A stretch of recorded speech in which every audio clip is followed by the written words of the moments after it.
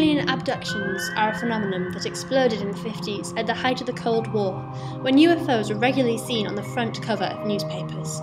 Today, 4 million Americans claim they have been abducted by aliens. Alien abductions are still being reported in the UK. Mike Rutherford says he was abducted by aliens 15 years ago. I was just on the way home from my girlfriend's house. I noticed when I crossed the road this cigar-shaped thing with like a row of windows along it, and it had two flashing lights at either end.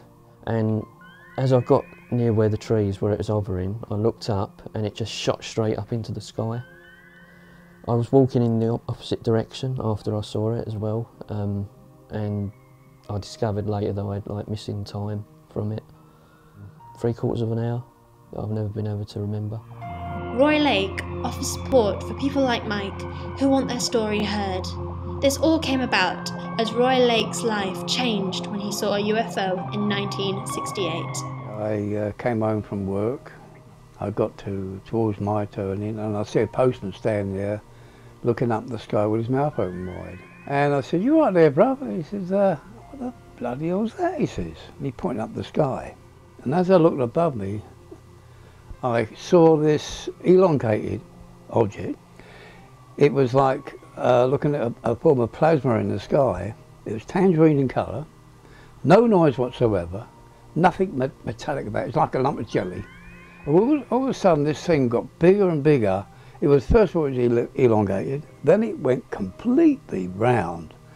And I estimated it at the size of 2 football pitches as it moved away towards London. The very next day I went to the Dagenham Post, it's a local newspaper. I went in there and I said, you know, can you tell me if anybody's reported a UFO sighting over here in Dagenham? Oh, next minute, come in the office, cameraman come in, taking photographs.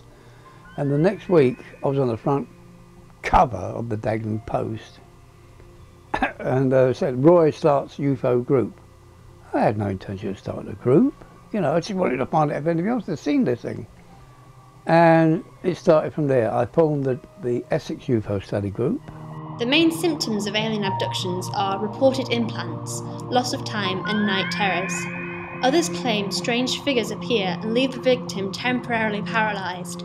However, one psychologist we talked to from City University believed these symptoms can be explained through other, more worldly explanations. One of the things that's actually very common, in probably about 40% of the population will say they have had an experience at some point in their life of what turns out to be sleep paralysis. So this is typically where people wake in the night or they feel that they're awake and they physically can't move, and it's often accompanied by sometimes heavy feelings on the chest and a sense of dread or panic that's often described. They describe quite a fearfulness. And sometimes people will have hallucinations, either visual or auditory or sometimes touch. But quite often as well, people feel that there's an evil presence in the room.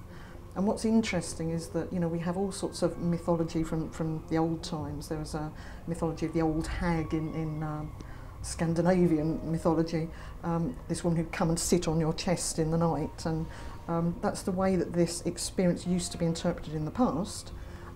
More up to date, we have the whole area of alien abduction mythology, which seems to go along with it now to bring this experience into the 21st century. So it's interesting that there's an experience that people have which seems pretty common, but then overlaid on top of that is some sort of sense of making meaning of it and interpreting what happened, and people will interpret it in different ways according to their time and place, where they live and so on.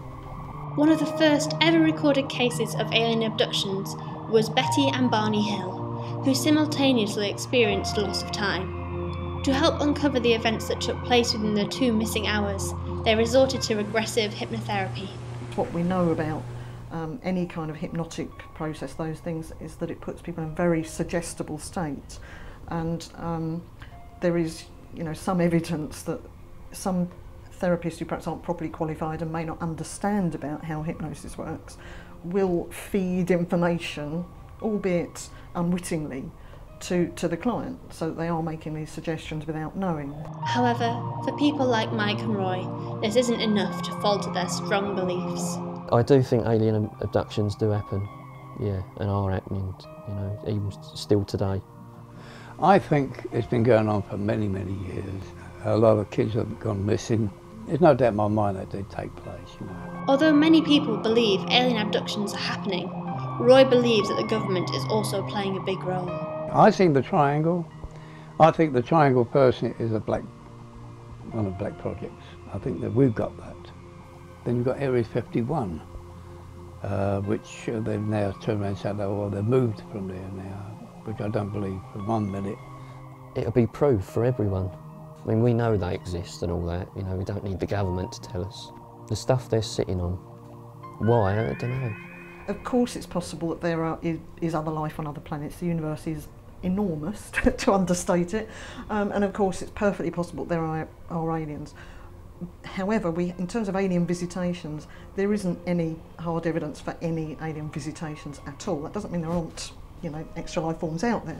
But in terms of aliens visiting Earth, I mean, there's, you know, 90 or something like 95–96% of alleged sightings of alien craft, UFOs, can be accounted for. It's often Venus, or it's something happening on some, you know, army site, or, you know, various things. There are a few cases that can't be explained, but just because something can't be explained and we don't know what it is doesn't mean it's little green men. So there's no evidence of anyone bringing anything back from the spaceship.